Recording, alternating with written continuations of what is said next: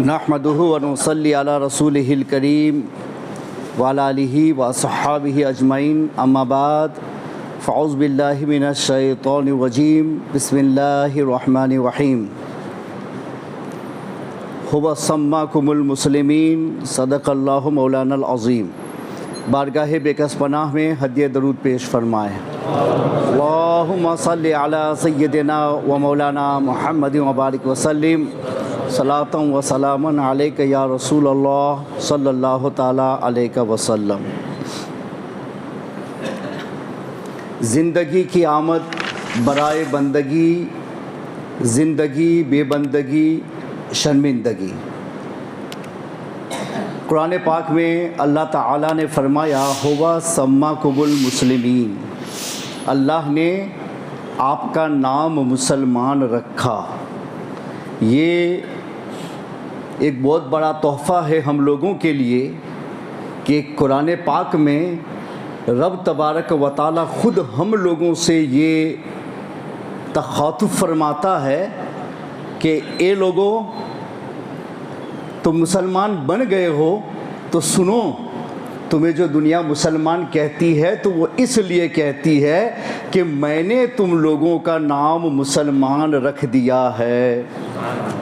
تو دنیا میں ہماری جو بھی اپنی اپنی پہچان ہے وہ اپنی جگہ پر ہے، لیکن دنیا میں سب سے بڑی جو ہماری پہچان ہے وہ کیا ہے؟ مسلمان ہونا۔ دنیا یہ کہتے بھائی یہ مسلم کہ نن مسلم، مسلم یا نن مسلم۔ دنیا میں، پوری دنیا میں آپ جاؤ تو مسلمان اور نن مسلم دونوں کے درمیان فرق اسی دین کے نام سے کیا جاتا ہے۔ تو یہ نام ہم لوگوں کو کس نے عطا فرمایا؟ زور سے کس نے عطا فرمایا؟ اللہ تعالیٰ نے۔ اللہ نے ہمارا نام کیا رکھا؟ مسلمان۔ جو بھی بولوں جواب ساتھ میں دیں گے تو دونوں ساتھ میں چلیں گے اپنے۔ اس نے ہمارا نام مسلمان رکھا۔ اب ہمیں غور کرنا کہ مسلمان کا معنی کیا ہے تاکہ اس کی حقیقت ہمیں حاصل ہو سکے۔ مسلمان کا معنی ہوتا ہے اللہ اور رسول کے حکم پر اپنا سر جھکا دینے والا۔ کیا ہوتا ہے اس کا معنی؟ سر جھکا دینے والا، یعنی اللہ جو کہے اس کے لیے میں تیار، رسول اللہ جو کہے اس کے لیے میں تیار، ان کا جو قانون میرے سامنے آئے اس پر عمل کے لیے میں تیار، اس لیے کہ میرا رام میرے رب نے کیا رکھا ہے؟ مسلمان ہونا۔ تو مسلمان کہتے ہیں اللہ اور رسول کے حکم پر اپنے سر کو جھکا دینے والا۔ اب یہ غور کرنا پڑے گا کہ کیا یہ جو نام رکھا ہے رب نے اور اس کا معنی ہے کہ بھئی حکم پر سر جھکا دینے والا، تو کیا ہم ایسا کر رہے ہیں؟ تو یہ ایک چیز ہے کہ الفاظ تو صرف ایک معنی بتاتے ہیں، اور معنی پر غور کرو تو اس سے آدمی اپنی حقیقت کی تلاش کرتا ہے۔ تو جب میرا نام میرے رب نے رکھا کہ میرے حکم پر سر جھکا دینے والا، تو اب ہمیں غور کرنا پڑے گا کہ کیا ہم اللہ اور رسول کے حکم پر اپنا سر جھکاتے ہیں یا نہیں جھکاتے ہیں؟ اگر جھکاتے ہیں تو واقعتاً یہ نام میرے لیے بڑا سوٹیبل نام ہے کہ میں جیسا ہوں ایسا ہی مجھ کو کہا جا رہا ہے، اور اگر ایسا نہیں ہے تو نام میرا کچھ اور ہے اور کام میرا کچھ اور ہے۔ بس دنیا میں سمجھانے کے لیے، دین میں آگے لانے کے لیے، مذہبی انقلاب برپا کرنے کے لیے، اپنے دلوں کے اندر اسلامی دنیا کو آباد کرنے کے لیے نہ ہزاروں نصیحتوں کی ضرورت ہوتی ہے، نہ ہزاروں ایڈوائزز کی ضرورت ہوتی ہے۔ ایک نصیحت ہی انسان کے لیے اس کی زندگی کی تبدیلی میں کافی ہوتی ہے، جبکہ وہ اپنے دل کی اتھاہ گہرائیوں میں جا کر کے ان معانی کی حقیقتوں کے اوپر غور کرنے کی کوشش کرے۔ تو ہمارا نام اللہ نے کیا رکھا؟ سب بولیں زور سے۔ ہمارا نام اللہ نے مسلمان رکھا۔ تو ہمیں اللہ اور رسول کے حکم پر کیا کرنا چاہیے؟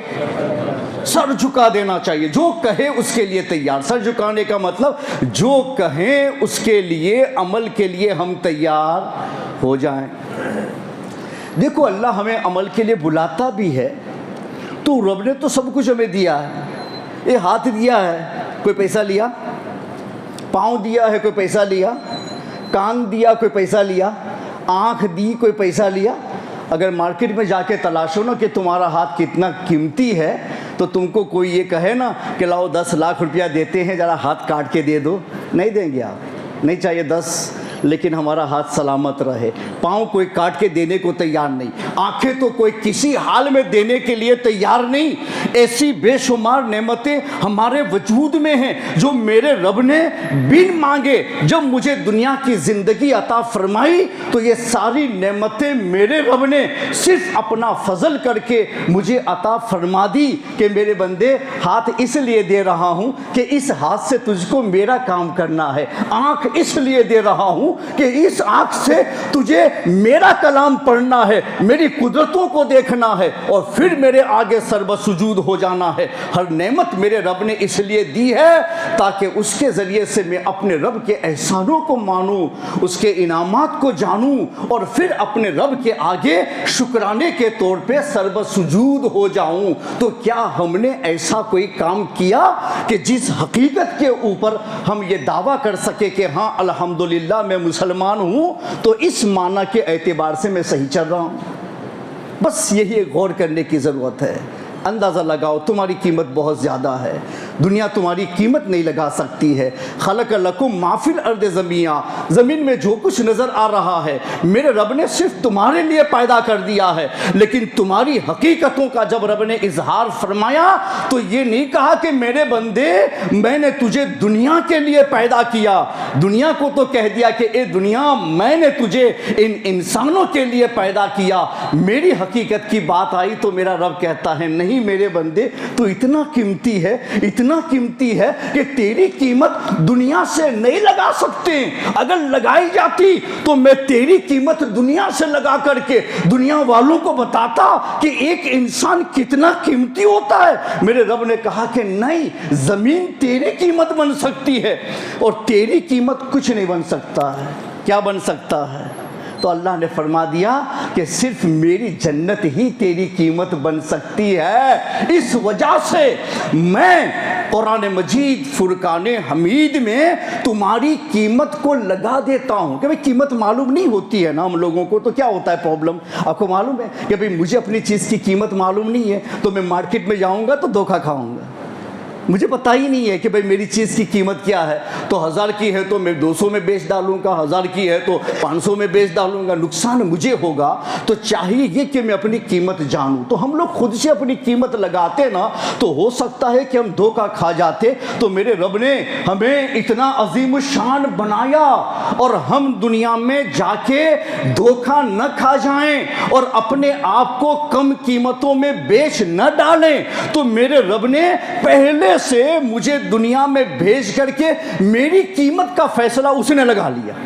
کہ رب ہی قیمت لگا لینا تو آپ سمجھو کہ میں بڑا قیمتی ہوں، کسی اور داموں میں بیچا ہی نہیں جا سکتا ہوں۔ تو میرے رب نے میری قیمت لگائی کہ اے مسلمانوں سنو، تم بڑے قیمتی ہو، کوئی تمہیں خرید نہیں سکتا، دنیا کی کوئی چیز تمہاری قیمت نہیں بن سکتی، دنیا کی کوئی چیز تمہارا عوض نہیں بن سکتی۔ میں نے تم کو اتنا عظیم الشان بنایا۔ میرا رب کہتا ان اللہ اشتری من المؤمنین انفسهم واموالهم بِأَنَّ لَهُمُ الْجَنَّةِ، بے شک اللہ نے ایمان والوں سے ان کی جان اور ان کے مال خرید لیے جنت کے عوض میں۔ جنت تیری ہے اور تو اور تیرا مال میرا ہے۔ کتنی بڑی قیمت لگائی کہ اللہ نے کیا فرمایا؟ جنت تیری ہے، تیری قیمت جنت ہے۔ اب دنیا کی کوئی چیز جنت کی قیمت بن سکتی ہے؟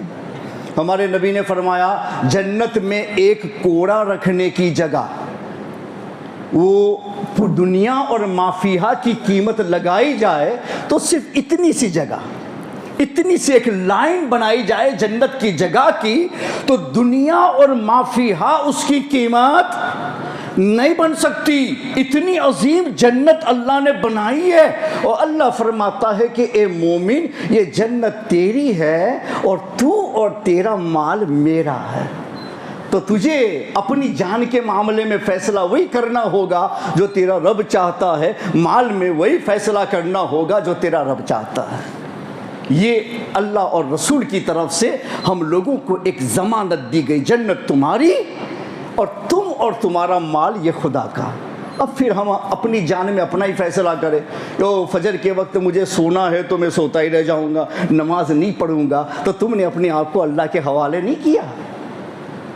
تم کرو, مال میرا ہے, میں جیسے چاہوں خرچ کروں, گناہ میں لگاؤں, فضول میں لگاؤں, کسی کے اوپر ظلم میں لگاؤں, مال میرا ہے. تو تم نے ڈیلنگ نہیں کیا رب سے. اور رب کہتا ہے مومن تیرا نام تو مسلمان میں نے رکھا ہے اور تو نے تو میرے ساتھ میں ڈیلنگ کر لیا ہے. تیری قیمت تو بہت کم تھی, لیکن مومن ہونے کے ناطے میں نے تیری قیمت اتنی بڑھا دی, اتنی بڑھا دی کہ دنیا میں جا کے تو دھوکہ نہ کھائے. تو میں نے بتا دیا کہ جنت کے سوا تیری کوئی چیز قیمت نہیں بن سکتی. تو اے مومن جنت کے علاوہ کسی اور قیمت میں تو اپنے آپ کو بیچنے کی اور فروخت کرنے کی کوشش نہ کرنا. تو جان میری اللہ کی ہے, مال میرا اللہ کا ہے. تو میں اپنی جان میں بھی فیصلہ وہی کروں گا جو میرا رب کہتا ہے, اور مال میں بھی فیصلہ وہی کروں گا جو میرا رب کہتا ہے. مال لاؤ بھی تو اسی کی چاہت کے مطابق, اسے پہنچاؤ بھی تو اسی کی چاہت کے مطابق. 5 وقت کی نماز ہم کو کس نے دی ہے؟ زور سے بولے, زور سے.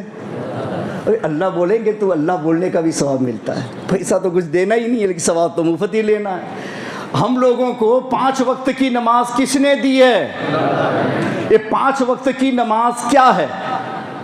فرض ہے, سنت ہے, نفل ہے, کیا ہے؟ فرض. جو فرض ہے وہ اللہ کی طرف. 5 وقت کی نماز فرض ہے. فرض کا مطلب کیا ہے؟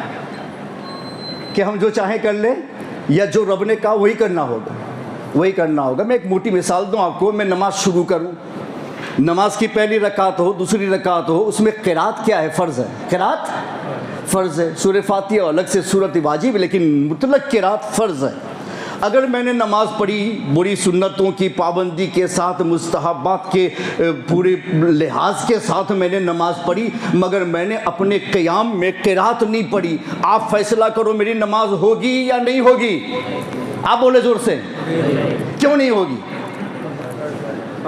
کیوں نہیں ہوگی؟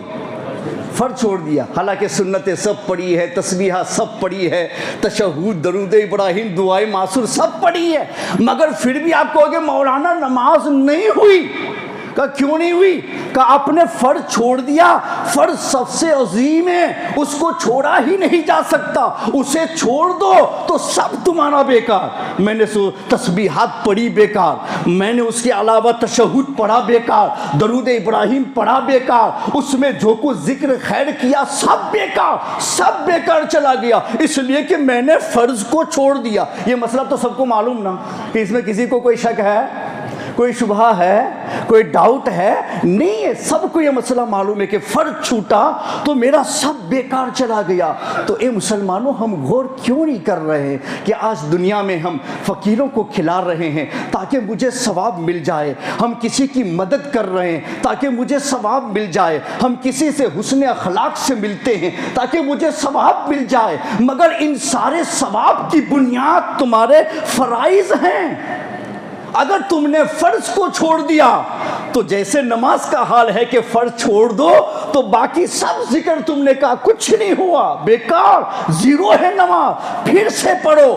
تو یہی دنیا کا معمول ہے. تو ہم مسلمان غور کیوں نہیں کرتے کہ ہزاروں نیک اعمال ہم کر رہے ہیں تاکہ ہم اپنے رب کو راضی کر لے جائیں, مگر فرض کے بغیر وہ ہم سے راضی ہونے والا نہیں ہے, اور ہم نے فرض چھوڑ دیا تو میرا رب میرے نوافل اور میرے مستحبات کو قبول کرنے والا نہیں ہے. تو میرے ہزاروں نیک اعمال اگر برباد جا رہے ہیں تو فقط اس بنیاد پر جا رہے ہیں کہ میں اپنے رب کے فرض کو بھولا ہوا ہوں.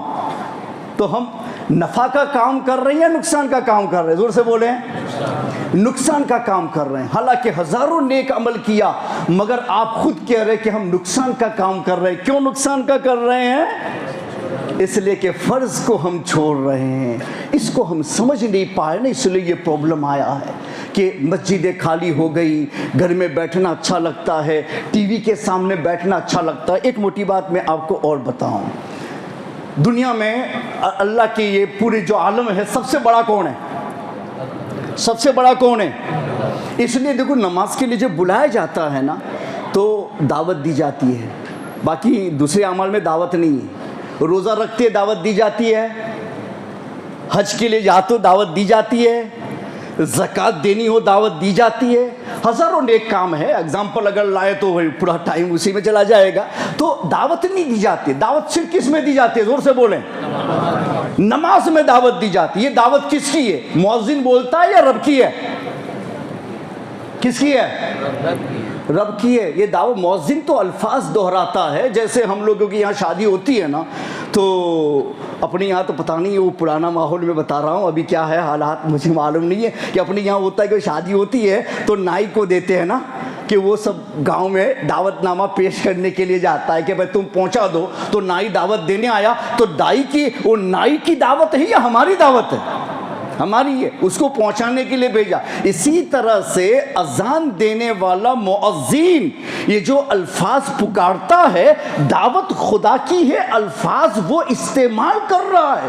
لیکن اللہ نے فرمایا کہ اس نے تمہارا نام مسلمان رکھا ہے, تو جب وہ نماز کے لیے بلاتا ہے تو سب سے پہلے لفظ یہی آتا ہے, تاکہ مسلمان کو پتا چل جائے کہ اللہ اکبر, اللہ اکبر, اللہ سب سے بڑا ہے, اللہ سب سے بڑا ہے.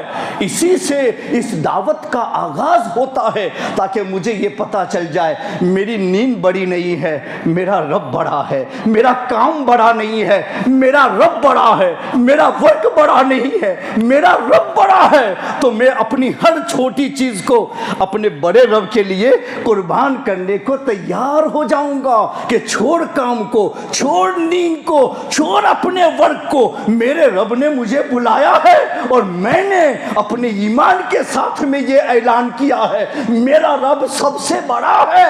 اور اس بڑے نے جب مجھے دعوت دے کے بلایا تو میں کس قدر اپنے آپ کو محروم بناؤں گا اگر اس کی دعوت پر لبیک کہہ کر کے میں مسجد کے اندر حاضری نہیں دیتا اور اس کے حکم پر اپنے آپ کو جھکانے کی کوشش نہیں کرتا.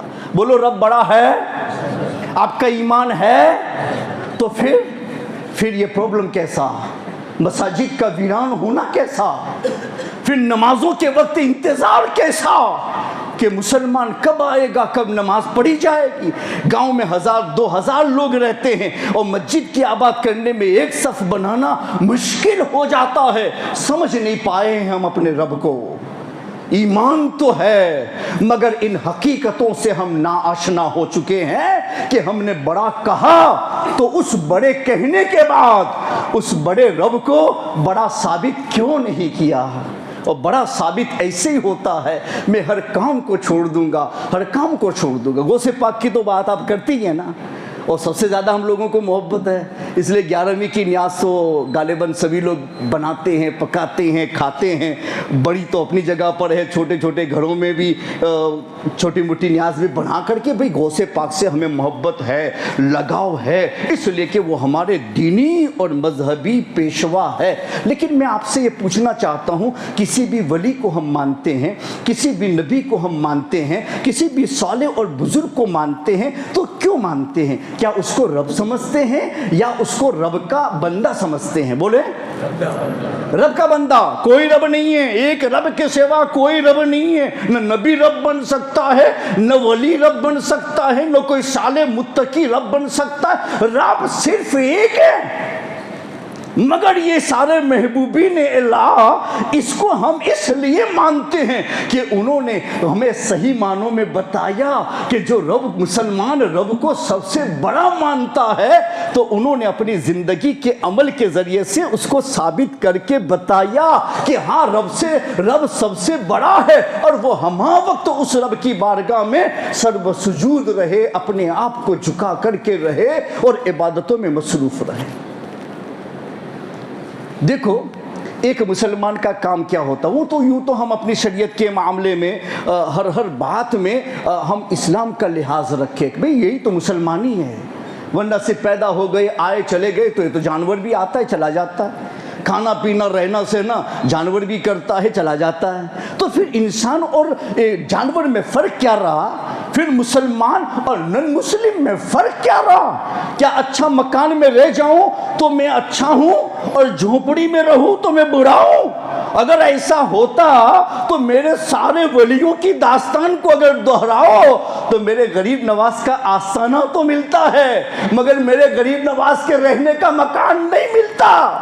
پتہ یہ چلا کہ انہوں نے اپنی زندگیوں کے عمل سے بتایا ہے کہ یہ چیزیں جو دنیا میں تمہیں نظر آ رہی ہیں وہ ہماری کامیابی کی دلیل نہیں ہے۔ ہماری کامیابی کی دلیل یہ ہے کہ میرے رب نے مجھے پیدا کیا تو میں دنیا میں اپنے عمل سے بتاؤں ہاں میں اپنے رب کا بندہ ہوں، اور میں اپنے عملوں سے ثابت کروں گا کہ ہاں میں اس رب کا بندہ ہوں، اس کا غلام ہوں اور اس کا بندہ ہوں۔ وہ جو کہے گا اس عمل کے لیے میں تیار ہو جاؤں گا۔ حضرت ابراہیم ادہم نے جب بادشاہ تھے نا تو ایک غلام کو خریدا، تو اسے پوچھا کیا کھاؤ گے؟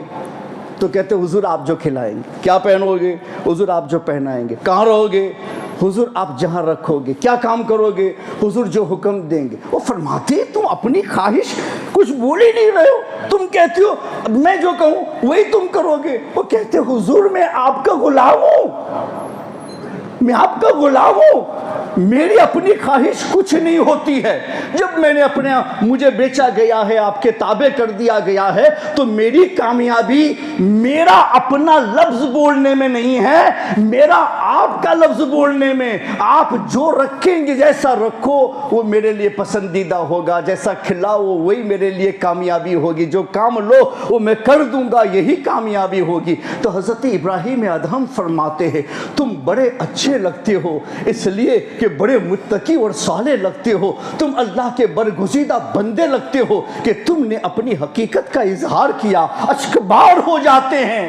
فرماتے ہیں کہ تم میرا غلام ہو کر کے اپنے آپ کو میرے حوالے کر کے اپنی کوئی خواہش کا اظہار نہیں کرتا، میں کیسا نکمہ بندہ ہوں کہ میں اپنے رب کا بندہ کہہ کر کے ہر بات میں میں تلاشتا ہوں۔ اے مسلمان میں کامیابی نہیں ہے، انا کو فنا کر دے اور صرف تیری زبان سے تو نکل جائے تو سمجھ لینا یہی تیری کامیابی ہے، یہی تیری کامیابی۔ فرماتے ہیں تو مجھ سے اچھا ہے، اس سے اچھی ایک بات بتاؤں کہ یہ چنگیزیوں نے جب مسلمانوں کے اوپر حملہ کیا تھا نا، عراق، بغداد، فلسطین، اس زمانے میں غوث پاک کے کچھ پہلے، لیکن یہ بعد میں ان کے اندر تبدیلی کیسے آئی؟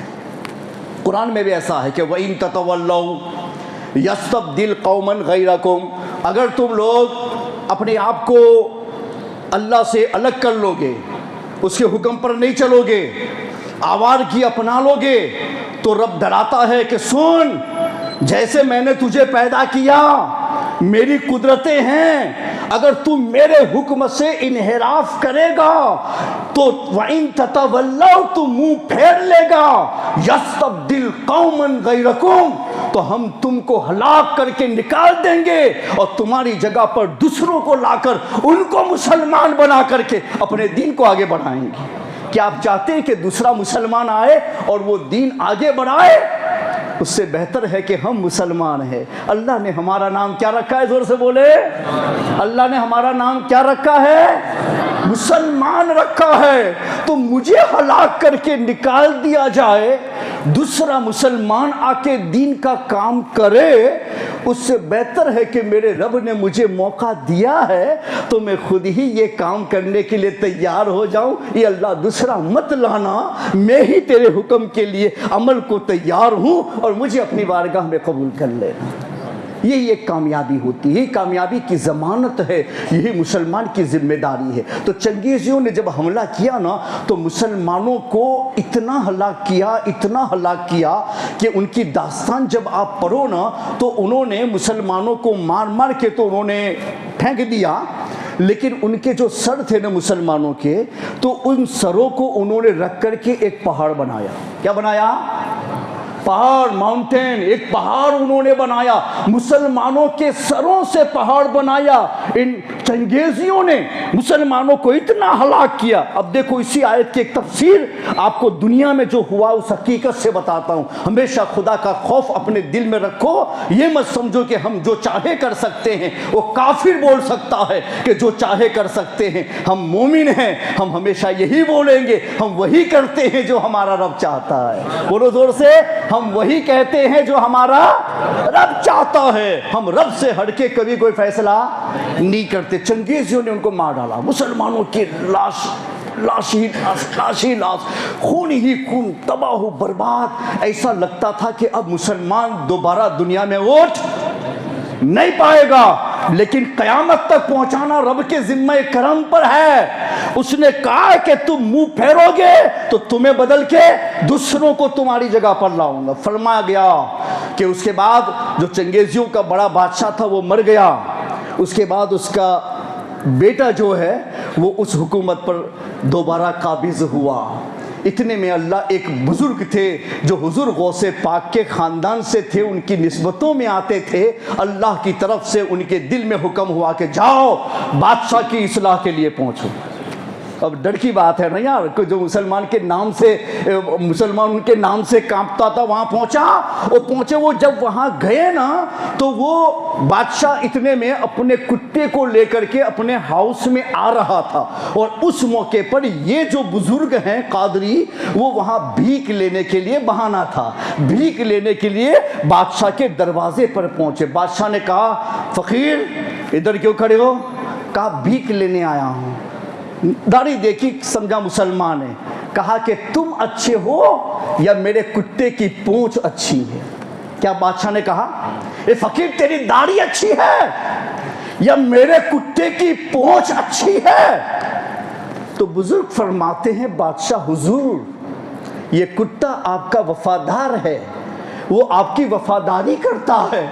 मैं अपने रब का बंदा हूँ, अगर मैं अपने रब के हुक्म पर अमल करता हूँ तो मेरी दाढ़ी तेरे कुत्ते की पूंछ से अच्छी है, और अगर ऐसा नहीं है, मैं रब के खिलाफ जाता हूँ तो तेरे कुत्ते की पूंछ मेरी दाढ़ी से अच्छी है कि ये तेरा वफादार है और मैं अपने रब का गद्दार हूँ।